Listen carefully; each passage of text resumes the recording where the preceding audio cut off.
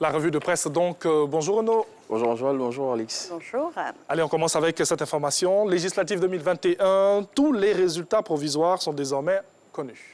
Bonjour à tous nos téléspectateurs. C'est ce que barre à sa une Fraternité Matin. La commission électorale indépendante a livré hier les résultats des 3 dernières circonscriptions électorales. Le quotidien pro-gouvernemental présente le tableau des sièges obtenus par chacun des participants à ce scrutin et souligne que suite au bon déroulement de la campagne des législatives, le Conseil national des droits de l'homme CNDH a adressé des félicitations au gouvernement et à la commission électorale indépendante. Législative toujours 2021, bien évidemment, après l'annonce des derniers résultats. Le contentieux est ouvert. Tout à fait. Et pour ce faire, les candidats qui ne sont pas d'accord avec les résultats disposent d'une période de 5 jours pour formuler leur recours. Selon le Nouveau Réveil qui livre l'information, dans un mois, le scrutin sera repris dans 3 circonscriptions électorales. Et toujours résultat provisoire des législatives 2021. Chez nous, en Côte d'Ivoire, le parti au pouvoir est la première force politique nationale.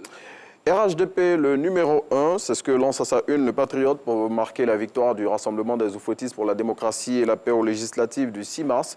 Chiffre à l'appui, le confrère présente les scores obtenus par les formations politiques, les indépendants et toutes les listes engagées dans les législatives.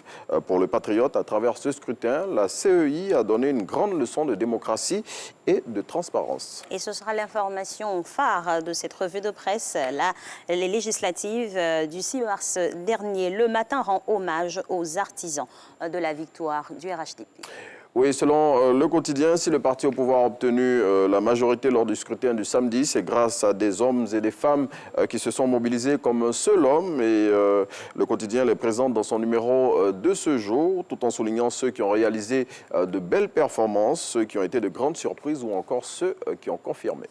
Alors Renaud, on change de sujet avec ce vent de panique qui a soufflé hier sur la commune du Plateau. Oui, une fausse alerte à la bombe à la cité administrative a créé un mouvement de panique hier dans la cité des affaires. Selon Soir Info, cette situation est partie d'un appel anonyme au centre d'appel de la Tour D, appel selon lequel une bombe aurait été déposée dans l'une des tours de la cité administrative et à en croire le confrère, l'info qui s'est répandue comme une traînée de poudre a occasionné une débandade générale. Pour parer à toute éventualité, Soir Info souligne que gendarmes, policiers et pompiers ont été déployés sur les lieux. Waouh, ça a dû être la folie là-bas, pour ainsi dire. Alors, on passe maintenant à cette vague de chaleur qui s'abat sur le pays en ce moment même. Les populations sont très inquiètes. Oui, cette vague de chaleur aux allures caniculaires pèse lourdement sur le quotidien des populations. Selon la Société d'exploitation et de développement aéroportuaire, aéronautique et météorologique Sodexam qui l'a annoncé récemment, les mois de février et mars sont généralement les plus chauds de l'année.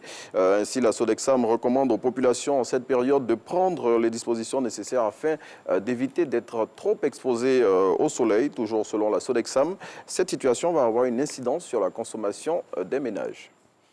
Et on change de sujet donc avec Abdoulaye Traoré. Ce sera le dernier sujet même pour cette revue de presse. Abdoulaye Traoré poursuivi pour violence sur une étudiante.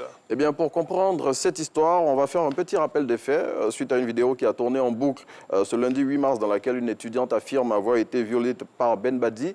L'ex-footballeur avait été arrêté hier matin et après avoir été entendu, le Conseil économique et social qui bénéficie de la présomption d'innocence avait été libéré. Et alors que l'on pensait que l'affaire était close, des femmes magistrates se sont saisies de l'affaire et l'ex-footballeur a été finalement conduit hier à la maison d'arrêt et de correction d'Abidjan.